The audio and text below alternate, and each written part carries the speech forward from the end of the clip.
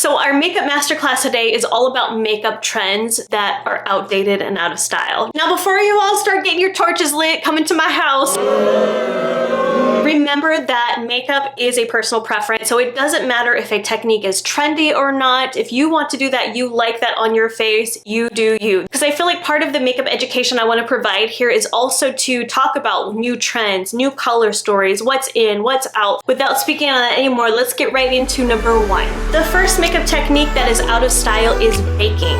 Now this one, I know a lot of you guys are gonna hate me and be like, oh, this girl and her patchy brows is telling me about baking.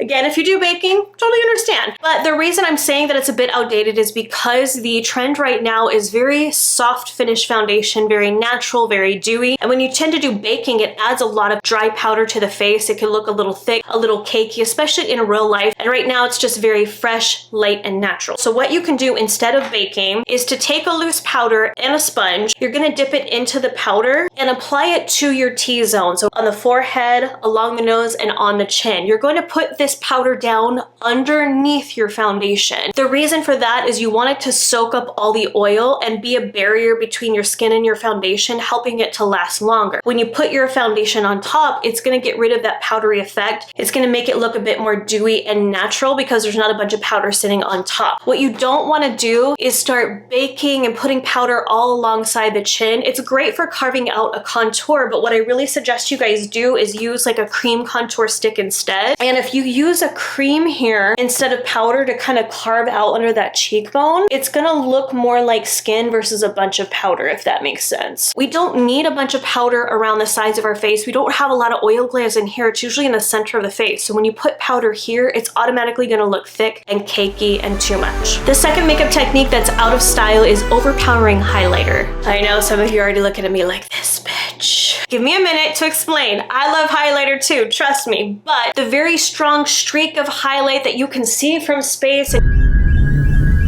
and you are glowing from the distance. But one technique that you can do to replace that with is to make it a more creamy highlight. So you're still highlighting, but it's not as glittery, sparkly stripe. It's more glowy, dewy. So I have a highlighter here. This is the Makeup Geek one in Midnight Sun. It's really pretty goldeny color. Like, it's just gorgeous. It's a nice kind of foiled finish. So let me show you. I'm gonna put it on the top of my cheekbones. If we wanna update this technique and get this from being just a stripe of highlight, you could take your foundation, put it on the side of your hand, because I want just a little bit. Take a sponge, you're gonna dip it in so there's just a little bit of foundation, pat it on top like this, and it's going to take that powder highlighter and make it more creamy, dewy. Do you see how it's still glowing? It still gives me a beautiful finish to the skin, but it's not like strong highlight. The third makeup technique that is out of style is the strong contouring. So do you remember like 5+ years ago, it's been a while, where contouring was like at the top of the makeup game. We were carving, we were cutting, we were slicing. Now the trend is just to be very soft, well blended, not as chiseled, just very natural. One thing you can change is to actually take a bronzer or a pressed powder that's a few shades darker than your skin, but still has some warmth to it. The one I consistently use is the one by MAC. It's the Studio Fix. This color is NC43, which obviously I'm not an NC43, but it's dark enough of a face powder and it's warm enough that I can just use it almost as a bronzing contour. Like, I'm going to kind of contour with it, but I'm going to blend it up so it's like the best of both worlds, bronzing and contouring.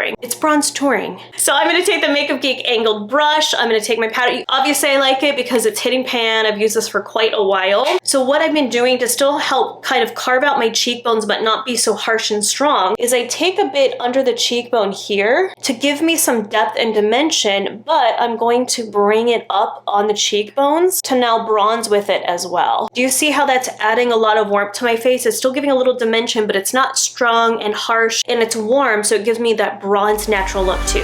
The fourth makeup technique that's out of style is the Instagram brows. Now I'm gonna say right off the top, I am guilty of this one. I'm still stuck a little bit in the Instagram brow stage because I absolutely freaking hate doing my brows. Like, my brows are awful, you guys. They're thin. I have tattooing done that's faded. It's a hot mess on my brows. And so I really have to fill them in to kind of hide all that stuff that's going on. So I unfortunately do not do a good job with the feathered brows, but I do know how to do it on clients. So what you're gonna do is replace your brow powder, your brow pencils with a brow ink. I have a couple that I like. This Stila one is pretty pretty good, but it doesn't give me a strong enough streak of a brow because my brows are so dark. So if you have deep skin or really dark brows and you aren't getting a strong enough line or enough ink coming out, what I've actually been using is the Stila Stale Day double-ended eyeliner. On one side is a thicker one, so you could use it for eyeliner, and then there's a teeny tiny one that I've been using for my brows, and it's working pretty good. But what I do is I just get it in the brows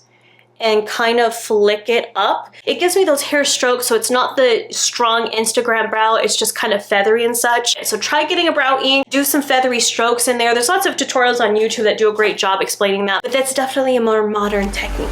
The last makeup technique that is out of style is the extreme glamorous lashes. I know you all are gonna hate me on this one too. Hear me out on this one. So, as I'm wearing, you know, a little bit glamorous lashes today, but I'm talking about the really thick, like, bam, in your face lashes. A good updated solution to that, if you still wanna get some full lashes, but you don't want them to be quite as thick, you can take some lashes like this, the Makeup Geek graceful ones. I've done this technique a million times, but I cut them in half. Let me show you. Okay, so do you see the lash? What I do is cut it right there in half. Actually, let's come a little bit, like maybe 3/4, something like this. Do you guys see that lash now, how it's a half lash? What I like to do is place this on the outer corner of the eye. So I still get some full lashes, but it's focused out here. It lifts my eyes, it elongates them, but it doesn't close off my eyes because I have lashes going all the way across, making them look heavy. It's beneficial for most people to have the inside of the eye a little bit bright and light because it keeps your eyes looking fresh and awake. So that's why I love this technique so